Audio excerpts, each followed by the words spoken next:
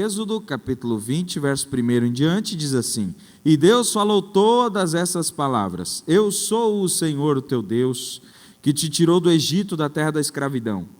Não terás outros deuses além de mim, não farás para ti nenhum ídolo, nenhuma imagem de qualquer coisa no céu, na terra ou nas águas debaixo da terra, não te prostrará diante deles, nem lhes prestarás culto, porque eu, Senhor o teu Deus, sou Deus zeloso, que castiga os filhos pelos pecados de seus pais até a 3ª e 4ª geração daqueles que me desprezam, mas trato com bondade até 1000 gerações aos que me amam e obedecem aos meus mandamentos. Não tomarás em vão o nome do Senhor o teu Deus, pois o Senhor não deixará impune quem tomar o seu nome em vão.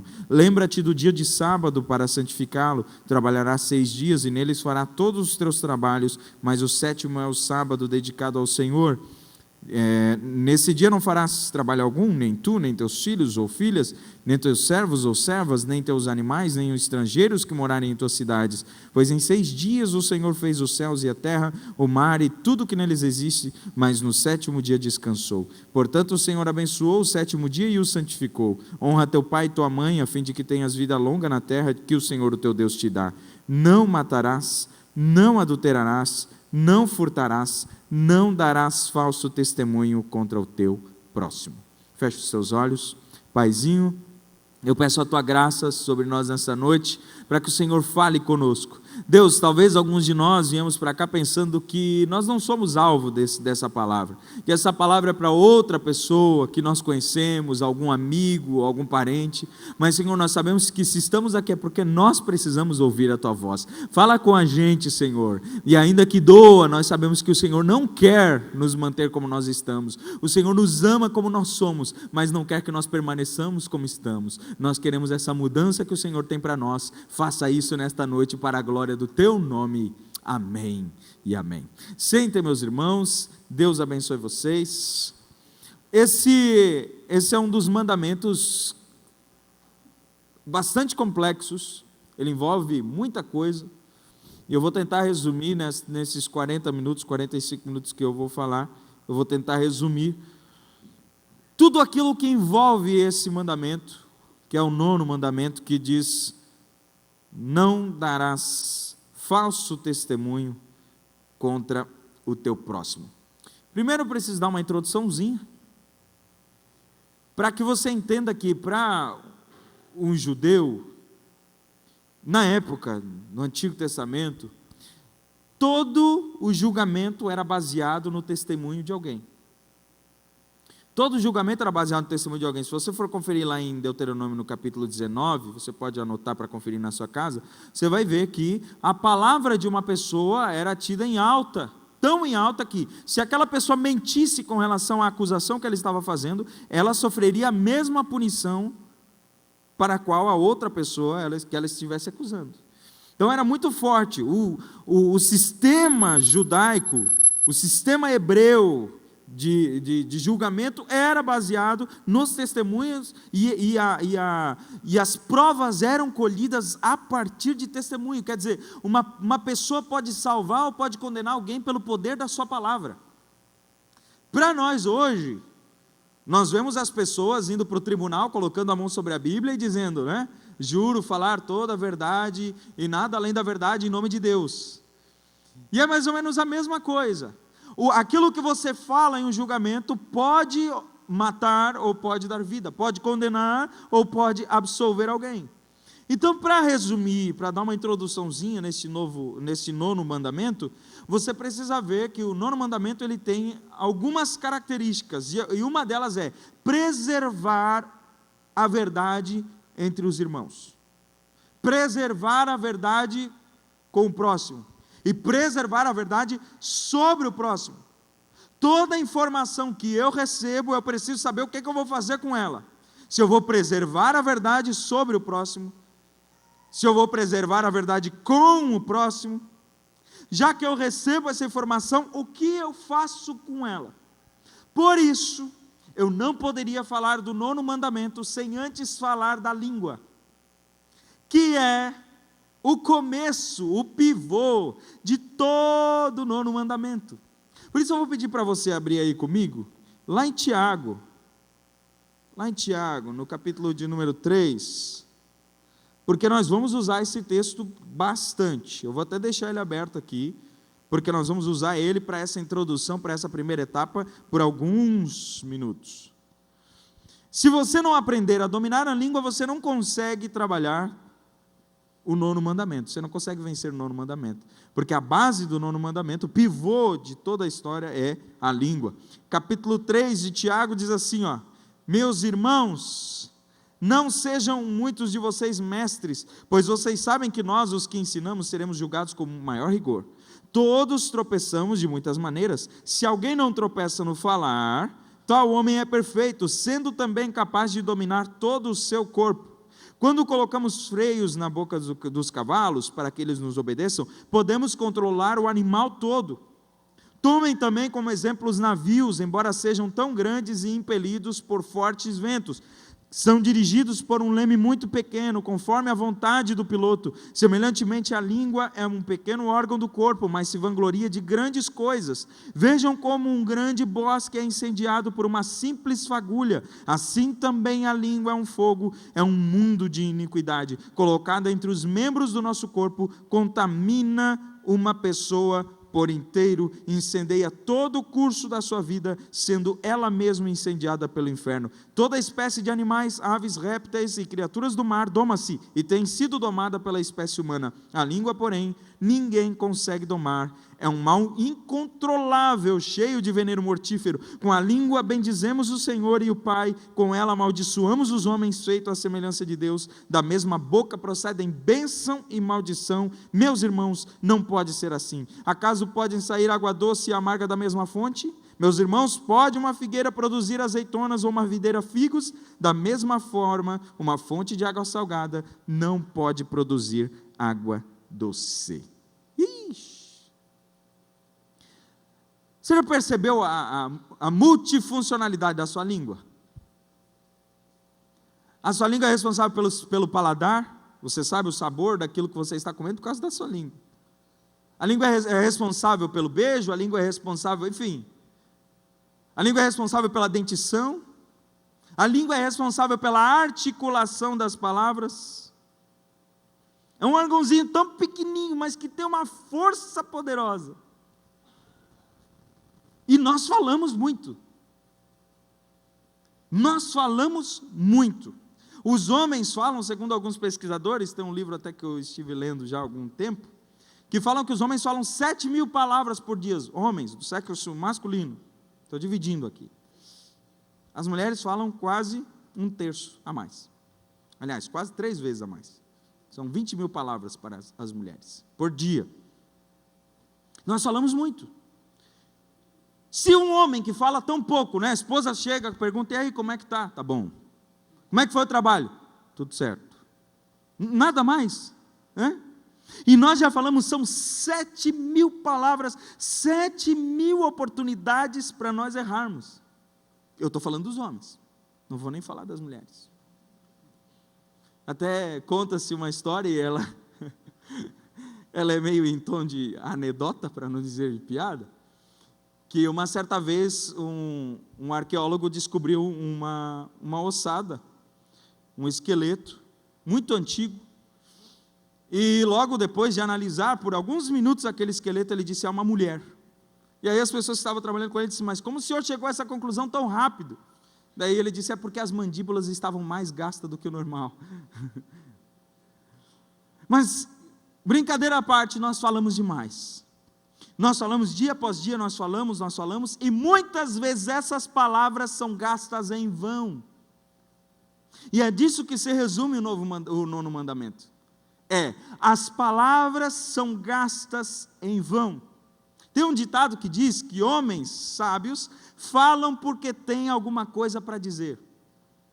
E homens tolos dizem porque querem falar alguma coisa. Nós estamos sempre dando alguma opinião, nós estamos sempre dando algum parecer, nós estamos sempre falando sobre alguém ou sobre alguma coisa. E minha mãe já usava um ditado que eu não sabia que era um ditado filipino, fui descobrir mais tarde, que ela dizia assim, boca fechada não entra mosca. Tome cuidado com as coisas que você fala, tome cuidado com aquilo que você diz a respeito dos outros ou a respeito de alguma coisa. Tem um ditado árabe que diz assim, tome cuidado para que a sua língua não corte o teu pescoço. De tão comprida que ela pode ficar, você começa a falar e ela te mata. Então, a língua, ela é esse órgão tão poderoso. Já começou a gente a me olhar estranho. Ela é esse órgão tão poderoso. E quando nós encontramos aqui em Tiago, se você for ver aqui em Tiago capítulo 2, um pouquinho antes do texto que nós lemos, ele fala sobre a fé e sobre as obras. Aí logo depois ele fala da língua. No capítulo 2 ele vai falar assim, a fé sem obras é morta. Mas agora ele começa a falar no capítulo 3 que fé não é só aquilo que nós fazemos, mas é também aquilo que nós falamos. A sua fé se mostra naquilo que você fala dia após dia. Já dizia um escritor que um metal se conhece por bater nele, qual som ele emite, e se conhece um homem pelas palavras que ele fala. O que você fala diz muito mais a respeito do que você é, do que você pensa. Por isso você precisa tomar muito cuidado, porque esse músculo da língua, ele não começa aqui, ele começa no coração. O músculo da língua já começa no coração. É o coração que impulsiona a língua a falar. Então você é o que você fala. Você é o que você fala. Não adianta você querer dissociar isso. Você vai ser aquilo que você vai falar. Você é o que você diz. Jesus quem falou isso? A boca fala do que o coração está cheio. E você é o que você tem no seu coração. Se o seu coração está cheio de podridão, você vai falar podridão e as pessoas vão perceber que você é uma pessoa cheia de podridão. Então você é aquilo que você fala. E aí você pensa, mas o que é que isso tem a ver com o 9º mandamento? Tem tudo a ver. Porque o 9º mandamento envolve a nossa língua, e eu não poderia deixar de falar da língua antes de entrar naquilo que o 9º mandamento se aplica na nossa vida. A língua ela é uma forma de escapar aquilo que está no nosso coração. Por quê? Tiago vai dizer assim, que a língua ela é tão poderosa, no verso 2, parte B, capítulo 3 de Tiago, que ela é capaz de dominar todo o seu corpo. A língua é tão poderosa que ela faz um domínio pleno. E aí ele começa a comparar no verso 3, assim como nós colocamos freio na boca dos cavalos e eles nos obedecem, nós podemos controlar um animal inteiro. Meu pai disse que aprendeu a andar com cavalo com 3 anos de idade. Ele ainda mamava no peito com essa idade. Eles contam a história na família que ele vinha em cima daquele baita cavalo, já descia no colo da mãe, já descia mamando. Era uma criança que mal sabia o que fazia, mas já sabia domar um cavalo. E o cavalo, por mais forte que fosse, que podia pisar em cima dele, matar ele, aquele cavalo se rendia àquela criança. Porque um cavalo pode ser domado por um homem. Assim também é você com a sua língua, Tiago quer dizer. A língua ela é tão pequenina, parece tão insignificante, mas ela vai dominar todo o teu corpo e vai dominar todo o destino da tua vida. Por isso você precisa tomar cuidado com aquilo que a sua língua fala. Ele não só compara com o cavalo, ele também vai falar sobre o navio. Olha só, verso 4. Tomem também como exemplo os navios, que embora sejam tão grandes e impelidos por fortes ventos, são dirigidos por um leme muito pequeno, semelhante à vontade do piloto. O que ele quer dizer? A língua é pequena, parece insignificante, em vista de outros órgãos do corpo é minúsculo, é nada, mas ela pode dirigir toda a sua vida. Cuide com aquilo que você fala. Cuide.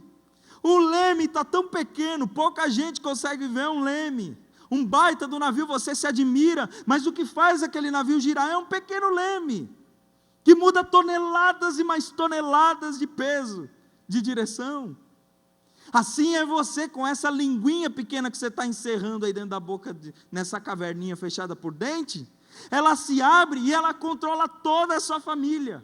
Ela se abre e ela dá vida ao seu irmão. Ela se abre e ela mata o seu irmão. Por isso, nós precisamos, em primeiro lugar, aprender que nós temos que tomar cuidado com a língua, porque por ela nós somos controlados. E aí você vai dizer assim, então tá bom, eu não vou mais falar nada, eu vou ficar mudo. Isso não é controlar a língua. Deus quer que nós controlemos a língua.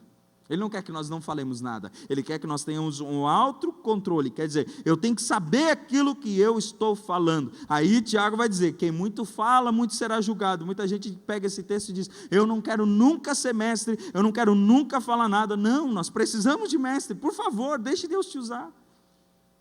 Nós precisamos. Quem muito fala, muito será julgado, mas esta pessoa também precisará exercer domínio sobre a língua. Por isso nós temos que ser prontos no ouvir, tardios no falar, porque depois de muito ouvir, você vai saber aquilo que você precisa falar, porque falar pode se tornar uma armadilha para alguns de nós. E eu sei que esse silêncio vai perdurar durante toda essa mensagem, porque eu vou falar algumas coisas que de repente vão ser duras para nós. Mas eu antes quero terminar essa exegese aqui rápida de Tiago capítulo 3, onde ele diz assim, olha, gente, a língua ela é como um fogo. A língua é como um fogo. Tome cuidado com o que você fala, porque é tão rápido.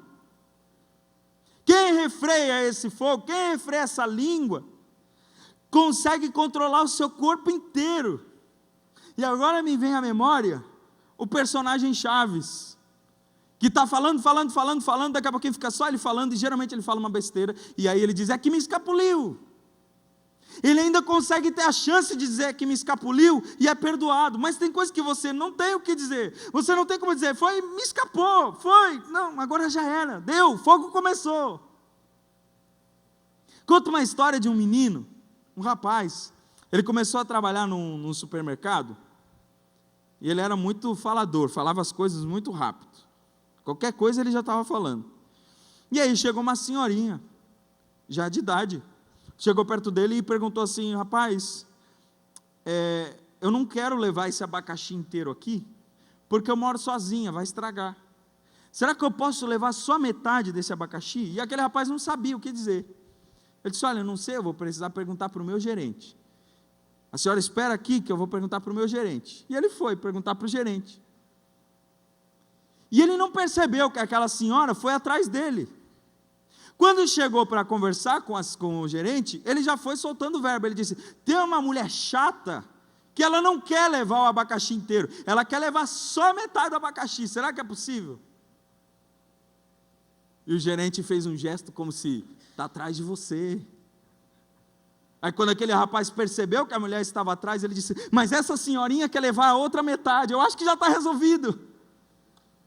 Está resolvido o problema do abacaxi. Mas aí não tinha mais jeito. Tem vezes que quando você falou, deu, não tem mais o que fazer.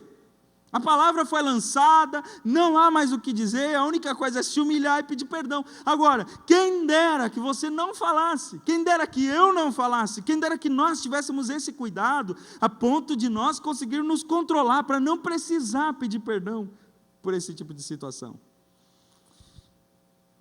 Tiago vai dizer assim, verso 5, vejam como um grande bosque é incendiado por uma simples fagulha. Verso 6, assim também a língua é como fogo, é um mundo de iniquidade colocado entre os membros do nosso corpo, contamina a pessoa por inteiro, incendeia todo o curso da sua vida, sendo ela mesma incendiada pelo inferno. No ano de 1871, poucos de vocês talvez conheçam essa história, Chicago,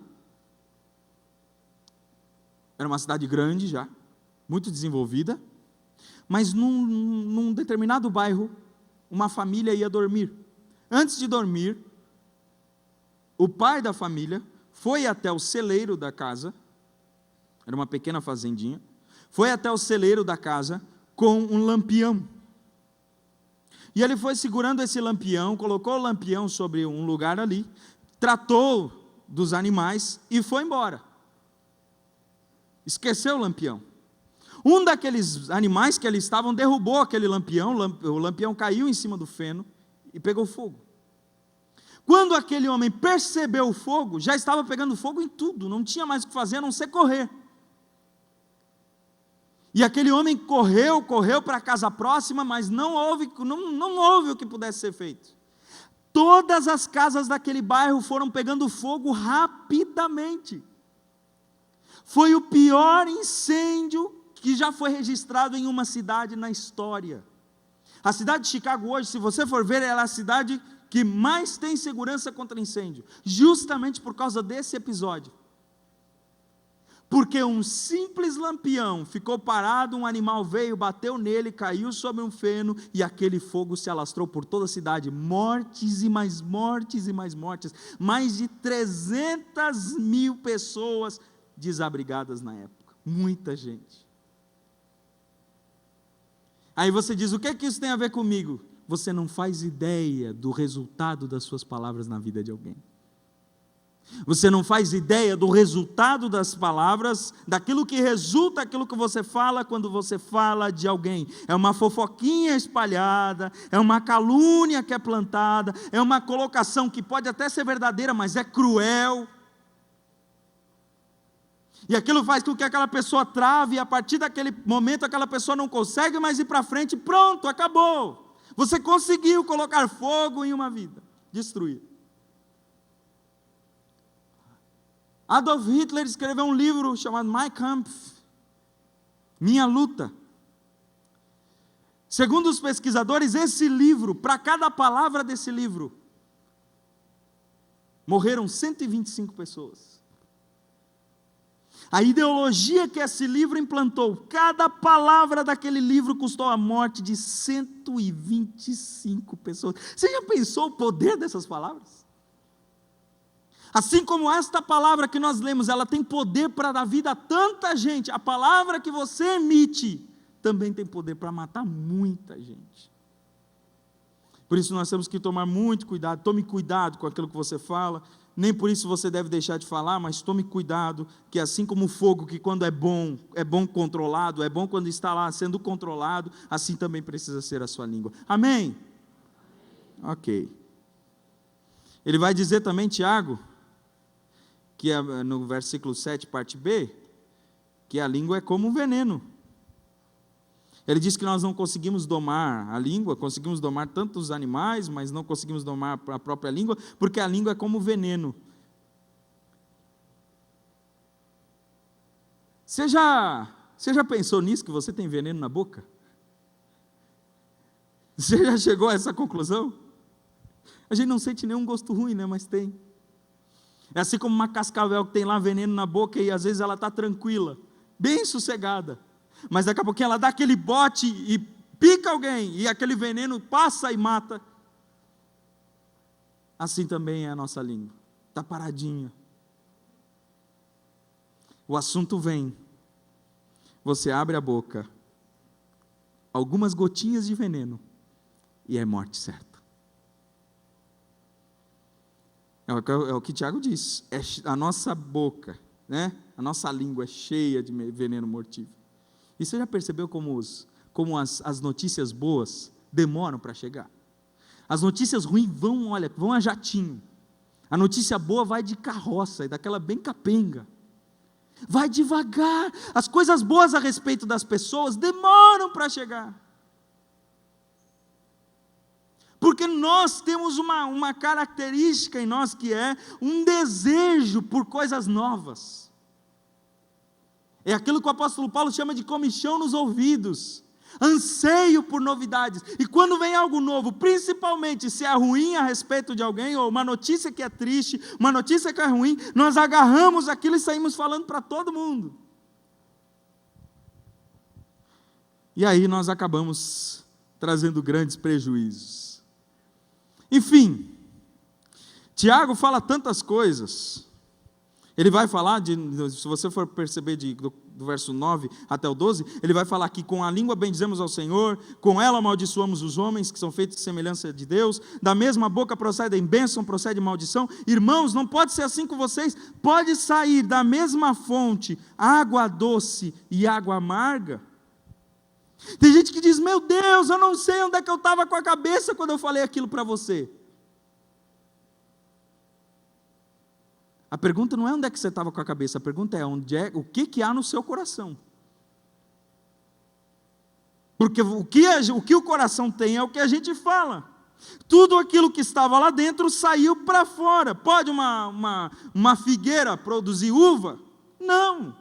Então, se você fala o que você fala, é porque isso já está sendo desenvolvido dentro de você. E aí ele continua, ele diz que a gente glorifica ao Senhor no culto, mas ao mesmo tempo amaldiçoamos os nossos irmãos, nós podemos cantar louvores na igreja, mas também destruir a vida do nosso próximo, é isso. É esse defeito que nós temos, esse órgão que mata, e nós temos que tomar bastante cuidado. Agora vamos para a prática. Agora eu vou começar a falar do nono testamento, do nono mandamento, com base em algumas coisas que ele envolve. Por exemplo, primeira coisa que engloba o nono mandamento, a calúnia. A palavra caluniar, ao contrário do que muita gente pensa, ela quer dizer bancar o espião. É alguém que colhe informação para tomar posse e para espalhar. Tem pessoas que gostam de colher informação. Tá, mas espera aí, o que é? O que é? O que está acontecendo lá? Para que você quer? Não, eu quero colher essa informação. O que você vai fazer com essa informação? Óbvio que vai espalhar. Não, eu quero saber disso, mas isso aqui vai ser um túmulo, vai ser só para mim ficar quietinho. Oh, sabe nada. Calúnia. Calúnia é isso, você colhe uma informação e aí começa a falar a respeito daquilo, você começa a espalhar. E é engraçado, gente, que uma palavra que você fala a respeito de alguém não tem mais como voltar atrás. Até tem uma história muito antiga que se conta que um homem falou mal de um vizinho em uma cidade. E na época as cidades tinham reis, e aquele homem falou mal daquele vizinho, e aquele vizinho então foi reclamar para o rei, disse, olha, ele falou mal de mim, e o que ele falou não é verdade. O rei foi atrás, viu que a situação era mentirosa, aquele homem havia levantado calúnia sobre aquele homem, e ele teve que pagar. E aquele rei era muito sábio, ele disse, eu vou dar um jeitinho de fazer com que esse homem pague, para que ele nunca mais esqueça. Pegou aquele homem, pegou um saco cheio de penas, de animais, de pombo, de galinha, enfim, e fez aquele homem subir um morro carregando aquele saco. E ele pediu para aquele homem que, por favor, espalhasse aquelas penas. E aquele homem espalhou aquelas penas. E o vento veio, levou aquela pena para tudo que era lado. E depois aquele rei disse, a sua penalidade por ter falado mal do seu próximo, é ajuntar cada uma das penas de novo. Pode começar. Aquele homem disse, eu não posso fazer isso. Por que você não pode? Porque as penas vão embora, o vento leva elas para onde eu não posso controlar.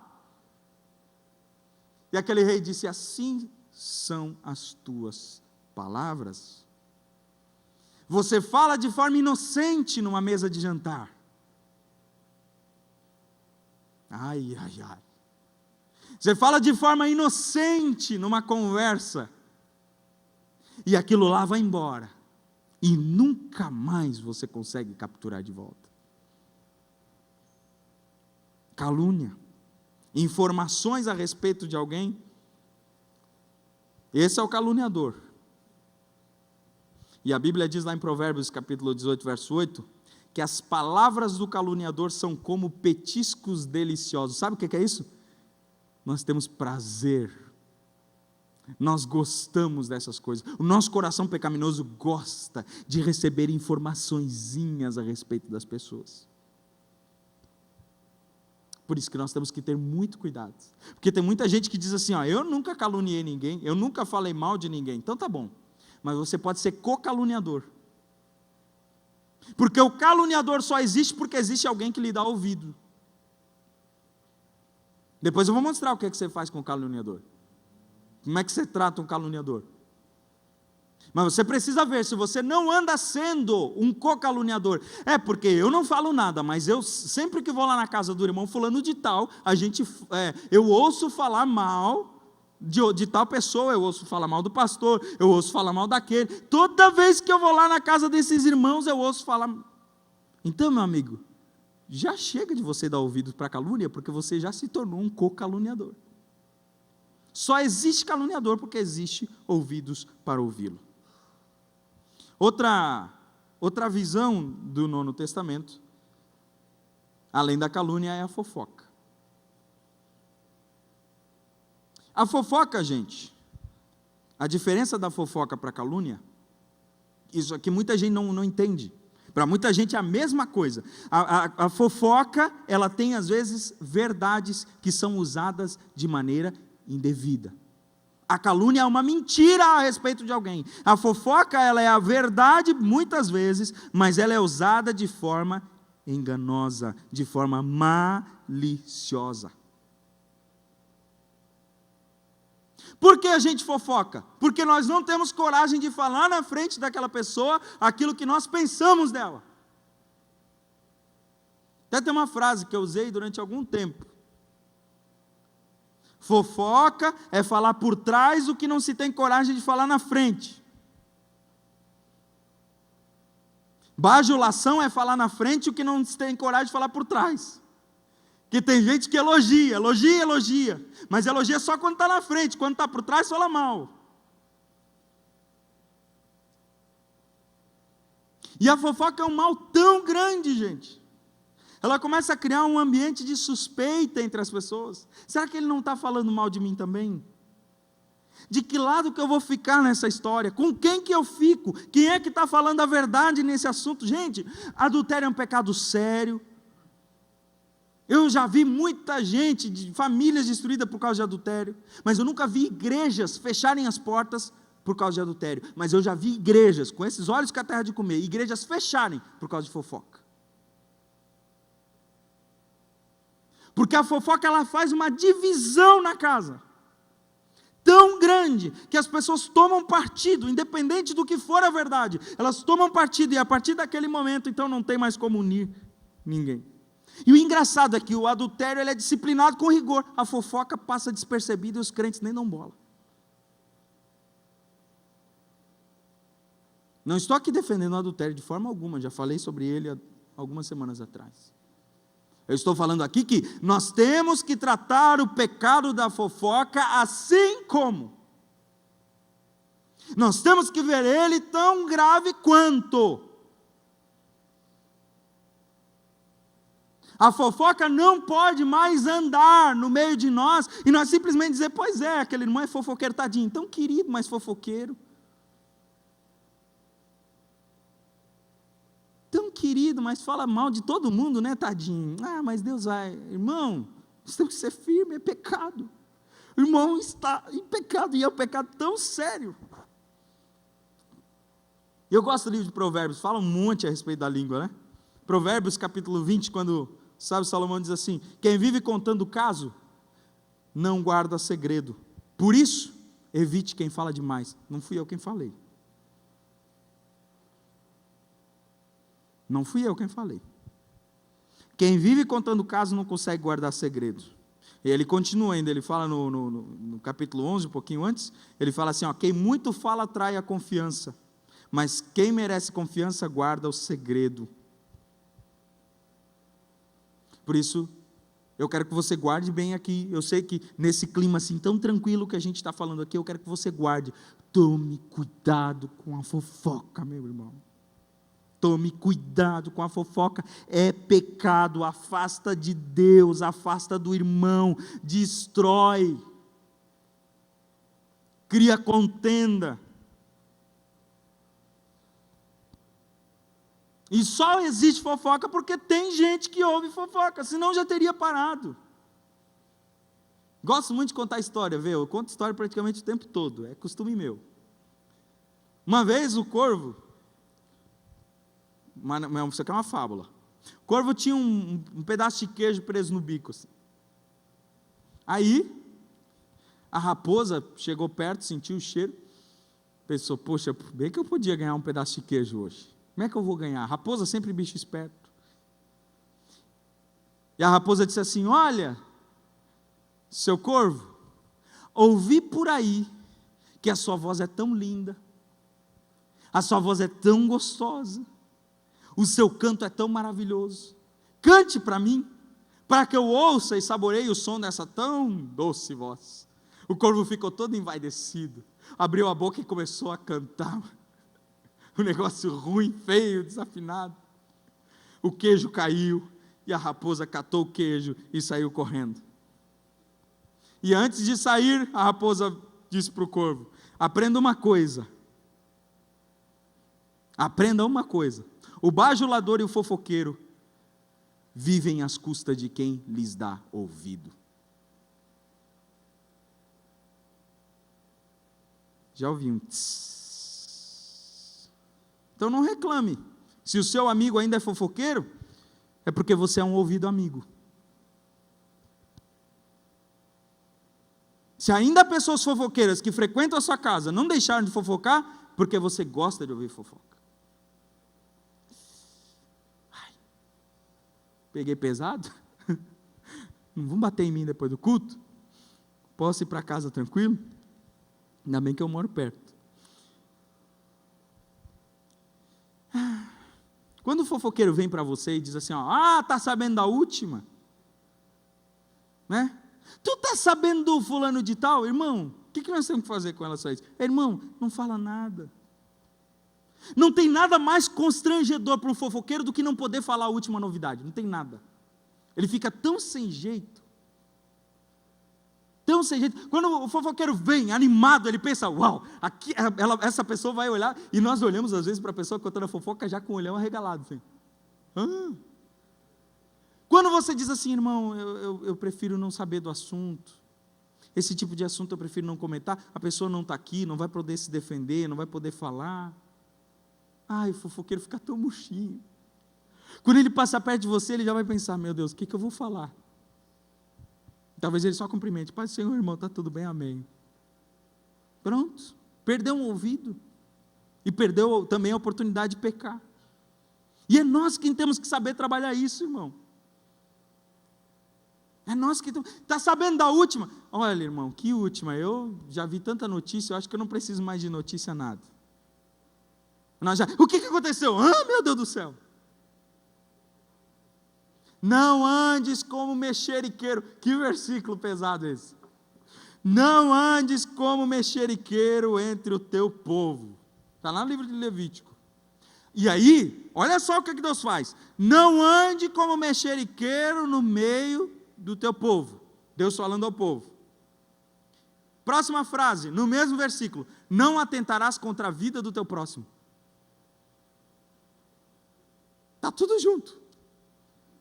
Você anda como mexeriqueiro, você é assassino. Você anda como mexeriqueiro, você está atentando contra a vida, contra a honra, contra tudo o que o teu próximo tem construído. Por isso tenha cuidado com a fofoca. Outro prisma do Novo Testamento. Meu Deus, o tempo corre. Vou ter que passar correndo. Sobre a mentira. Jesus já falou, né? Seja eu posso falar sim, sim, não, não. E aqui entra uma outra coisa que nós não conseguimos, às vezes, analisar a ligação que tem com o nono mandamento. Que são aquelas brincadeiras de mau gosto que nós gostamos de fazer. Você sabia que tem um provérbio na Bíblia? Que ele fala sobre isso? Tem um provérbio na Bíblia que fala exatamente isso. Provérbios capítulo 26, verso 18 e verso 19.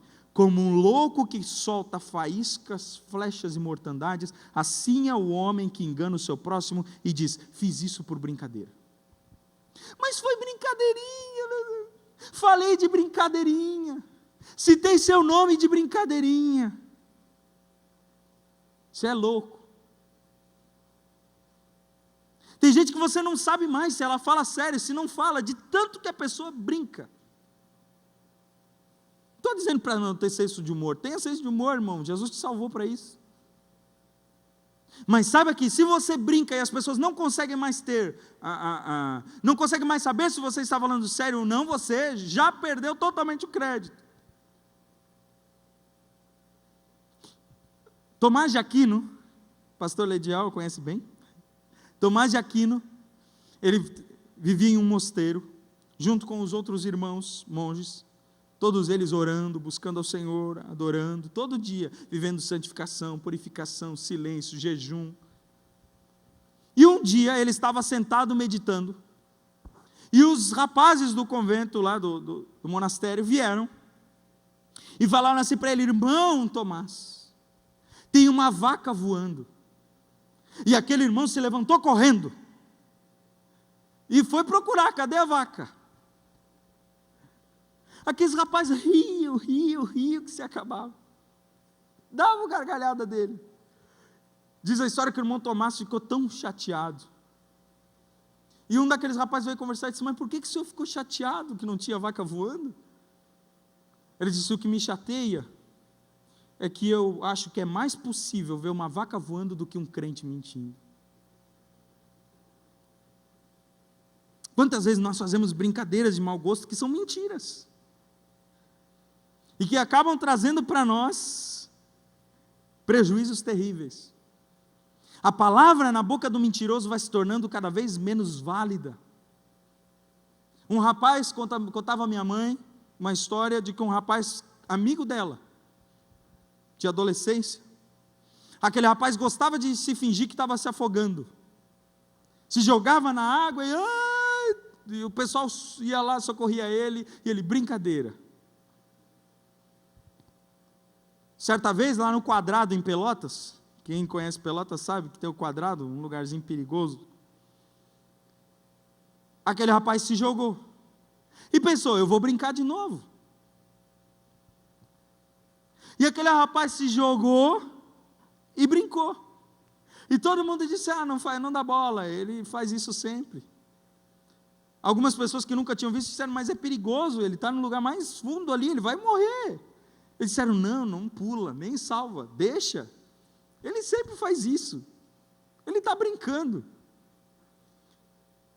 Quando eles perceberam, aquele rapaz desapareceu. E quando eles tentaram salvar, não era mais possível, aquele rapaz já havia se afogado. Morreu por causa das suas próprias brincadeiras.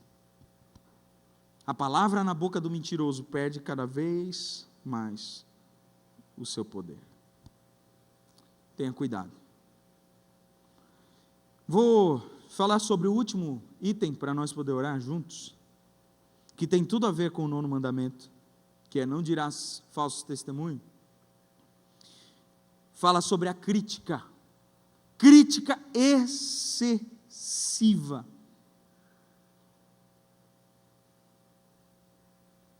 Você já percebeu que o urubu não vê coisa bonita? O urubu só vê coisa podre. Pode ter um vaso de flor na frente de um rato morto, ele não consegue ver a flor, ele vê o rato. Tem gente que é assim, não consegue ver nada de bonito na vida do irmão, só procura aquilo que está morto e que está apodrecendo.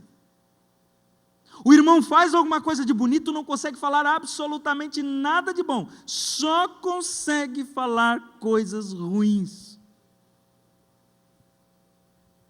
Você está precisando de uma lavagem no seu coração?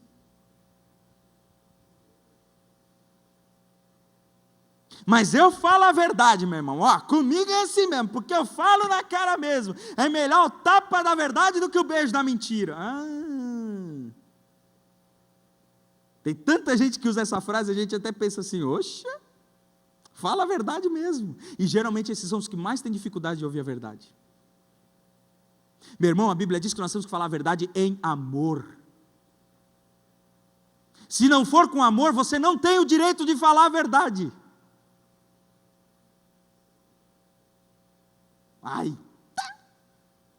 Se não for com amor, você não tem o direito de falar a verdade. Tem situações que você tem que ter jeito para falar as coisas. Não adianta você dizer: mas eu falei a verdade, mas você falou sem amor. Isso é terrorismo.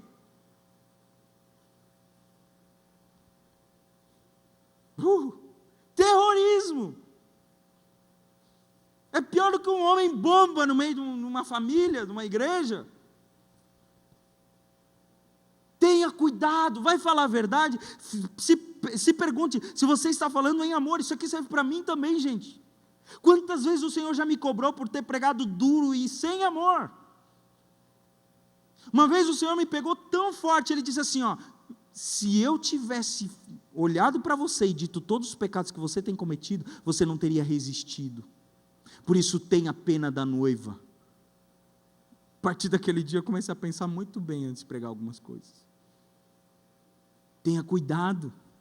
Olhe para os outros assim como Jesus. Jesus mostrasse tudo de uma vez, os pecados que nós temos cometido. Chegasse e jogasse na nossa cara e dissesse, olha aí, meu filho, o que é que tu está fazendo? Nós não resistiríamos.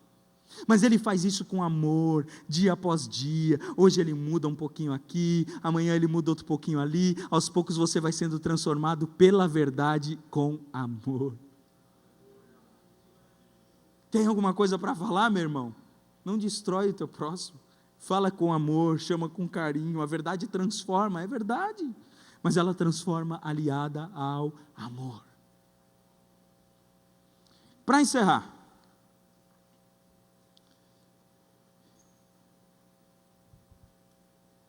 Tem algumas coisas que você precisa fazer para você não pecar no 9º mandamento. Não sair por aí caluniando o próximo, fofocando sobre o próximo, mentindo sobre o próximo, mentindo para o próximo, destruindo o próximo. Alguém chega para você e diz assim, irmão, posso te contar uma coisa? Mas isso fica só entre nós. O que você faz? Geralmente a gente, não, irmão, eu estou aqui, pode contar. A gente nem pergunta, é segredo seu ou é segredo de outra pessoa? E nós temos que fazer essa pergunta antes. O irmão vem dizer para você, irmão, eu preciso, tem um segredo que eu quero lhe contar. É segredo seu ou é segredo de outra pessoa? Porque se for segredo de outra pessoa, eu prefiro não ser um fofoqueiro. Eu prefiro não saber.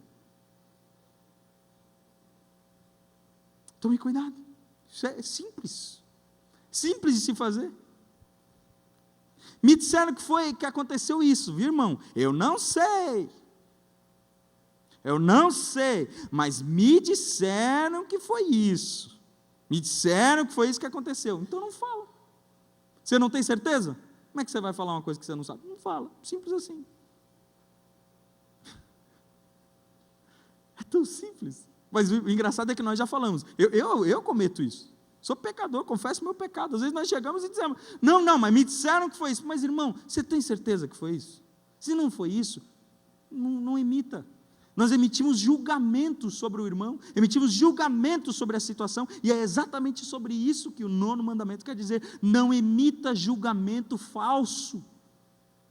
Se você não sabe do assunto, não emita julgamento falso. Tem outro tipo de pessoa que diz assim, olha, eu não quero me intrometer no assunto, mas eu acho que devia ser assim. Se você for se intrometer no assunto, provavelmente ele não é da sua conta.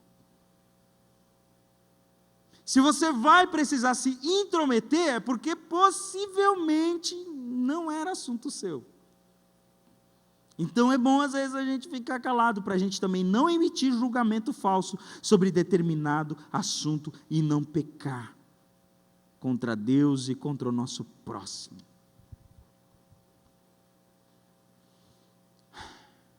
Por fim, irmãos, parece que tudo isso que eu falei não tem nada a ver com espiritualidade, né?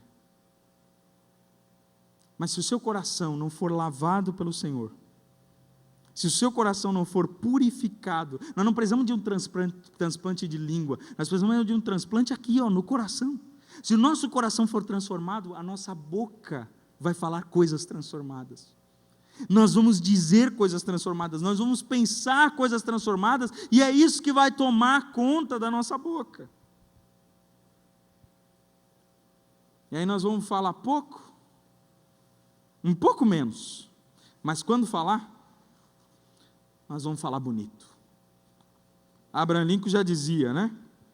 Aquela velha frase que ele dizia, é melhor você calar e deixar as pessoas pensarem que você é um bobo, do que você falar e tirar a dúvida delas. Tem assuntos que nós não vamos nos manifestar. Não porque nós não conhecemos, mas porque nós não fomos chamados. Pelo fato de ser cristãos, nós vamos ser sábios nesse quesito também. Tem coisas que nós não vamos manifestar julgamento.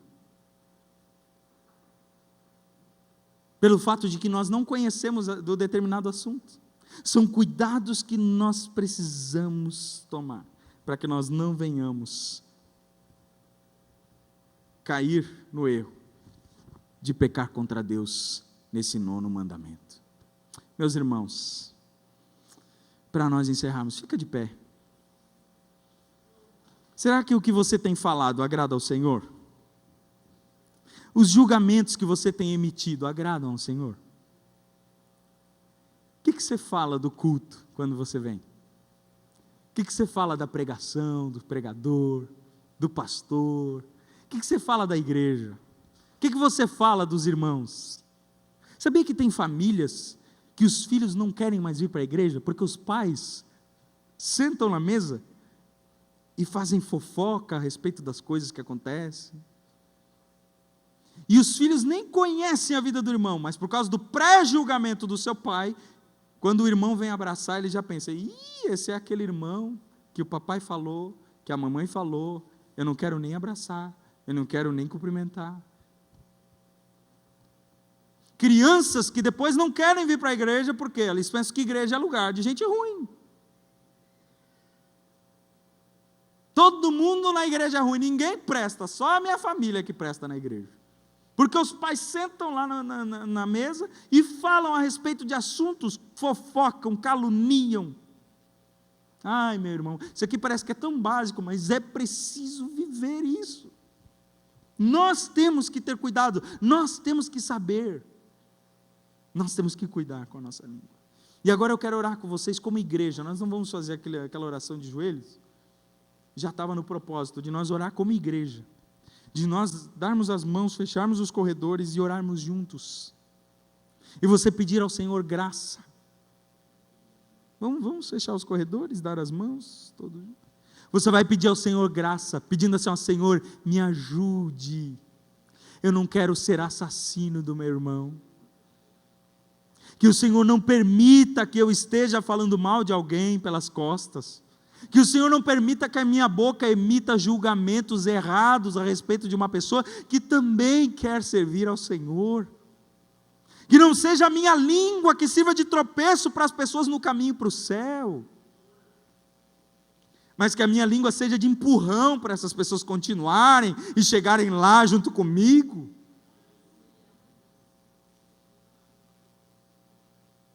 Vamos orar? Paizinho querido, eu oro junto com os meus irmãos, porque Deus, Tu que criaste esse órgão tão maravilhoso que é a língua, tão precioso, eu posso falar e esses irmãos me ouvirem por causa da minha língua. A minha língua faz movimentos que emitem som, Senhor, que permitem que o som emitido se transforme em inteligível para eles. A língua é tão preciosa, nós nos alimentamos e sentimos o sabor das coisas.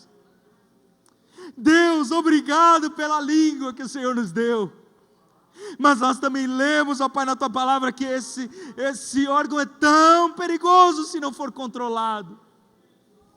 Nós pecamos contra Ti, nós inferimos em julgamento contra o nosso irmão, nós falamos mal do nosso irmão, nós lançamos o nosso irmão num buraco de julgamento, Senhor, aonde ele não consegue mais sair, e talvez ele nem saiba do que nós falamos, mas ele está preso a este julgamento por muitas outras pessoas que já ouviram.